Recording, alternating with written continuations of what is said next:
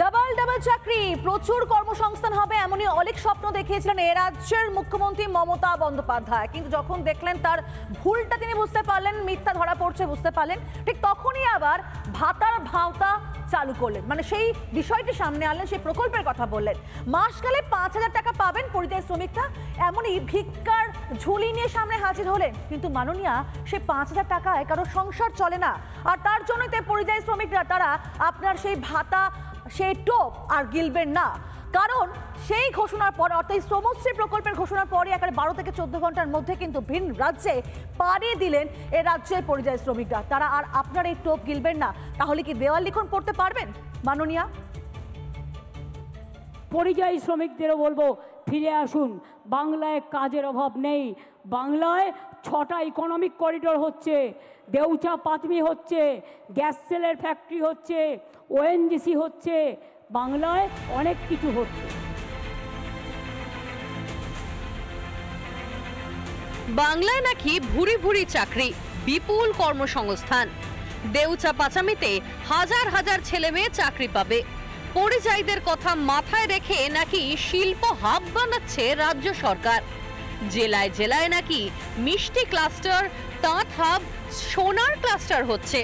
আসলে সবই মমতা বন্দ্যোপাধ্যায়ের প্রতিশ্রুতি, অলীক স্বপ্ন। কেন বলছি এ কথা? এবার সেই গল্পই বলবো আপনাদের। নিয়ে যাব পশ্চিম মেদিনীপুরের দাসপুর এলাকার গোল্ড হাবে।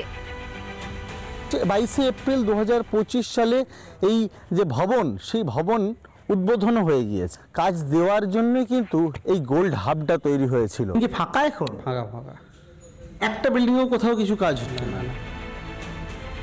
দাসপুরের গোল্ড হাব কোটি কোটি টাকা খরচ করে তৈরি হয়েছে নীল সাদা বিল্ডিং, কিন্তু সেখানে কর্মসংস্থানের নাম গন্ধ নেই। কিন্তু এই ৫,০০০ টাকা দিলে তো কারো সংসারই চলবে না। যখন দ্রব্যমূল্যের দাম, সে সত্যি হবে না। ৫,০০০ টাকার মধ্যে সংসার চলে? গোল্ড হাব, আমাদের পেছনে এত বড় বিল্ডিং দেখতে পাচ্ছি, এখনো পর্যন্ত কোনো কাজ হয়েছে? আদৌ হবার কথা মনে হয়? আদৌ হবে? মমতা ব্যানার্জিও বোধহয় বুঝতে পারছিলেন তার মিথ্যা প্রতিশ্রুতি ধরা পড়ে যাচ্ছে, তাই হঠাৎই সুর বদলে ফেললেন।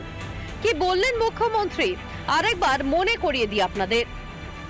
বাংলার পরিযায়ী শ্রমিক যারা বিভিন্ন রাজ্যে কাজ করেন, ফিরে আসার পর ১২ মাস মানে ১ বছর নতুন কাজের ব্যবস্থা না হওয়া অবধি প্রতি মাসে তাদের ৫,০০০ টাকা করে দেওয়া হবে। শুনলেন তো? কাজ ছেড়ে বেকার হয়ে বাংলায় ফিরে আসবেন, তারপর অন্তত ১ বছর বেকার হয়ে বসে থাকতে হবে। স্বয়ং মাননীয়াও বলছেন ১ বছর চাকরি নাও পেতে পারেন। ততদিন একজন শ্রমজীবী ভাতাজীবী হয়ে থাকবেন। কিন্তু ম্যাডাম, ৫,০০০ টাকায় সংসার চলে? প্রশ্নটা আমরা তুলছি না, বলছেন পরিযায়ীরা। আমাদের ৫,০০০ টাকায় কি হবে? ৫,০০০ টাকা থেকে আমাদের সংসার চলবে? যেটা হবে না হলে হবে না। ৫,০০০ টাকাটা কি হবে স্যার? হ্যাঁ, ৫,০০০ টাকাটা কি হবে? ৫,০০০ টাকাতে মাসে বাড়ির ফ্যামিলি খরচা হয়ে যাবে নাকি? ৫,০০০ টাকা কি তাহলে চলবে? ৫ টাকা আরও হবে না, তার বাইরে অনেক কামায়। মুখ্যমন্ত্রীর ছল ধরে ফেলেছেন পরিযায়ীরা, বলছে বিজেপি।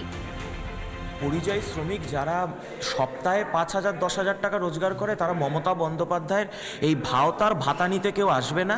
এটা মুখ্যমন্ত্রী করছেন ভোটের আগে তার ক্যাডারদের হাতে, কর্মীদের হাতে টাকা পৌঁছে দেওয়ার জন্য, যাতে ২৬-এর নির্বাচনী বৈতরণীটা পার হওয়া যায়। এটা মমতা বন্দ্যোপাধ্যায়ের ভোট ব্যাংকশ্রী প্রকল্প, কোনো শ্রমশ্রী নয়। শুনলেন তো নিজের কানেই কি বলছেন পরিযায়ীরা। ওরা ভাতার ভাওতা ধরে ফেলেছে, তাই পেট চালাতে ফের রওনা দিচ্ছেন ভিন রাজ্যে। মাননীয়া, আপনি কি দেখতে পাচ্ছেন, শুনতে পাচ্ছেন পরিযায়ীদের কথা? পড়তে পারছেন দেওয়াল লিখন? রিপাবলিক বাংলা। নানা ধরনের কন্টেন্ট দেখার জন্য লাইক করুন, শেয়ার করুন আমাদের ফেসবুক পেজ, সাবস্ক্রাইব করুন আমাদের ইউটিউব চ্যানেল। পাশাপাশি অন্যান্য ব্রেকিং নিউজের জন্য অবশ্যই চোখ রাখুন রিপাবলিক বাংলায়।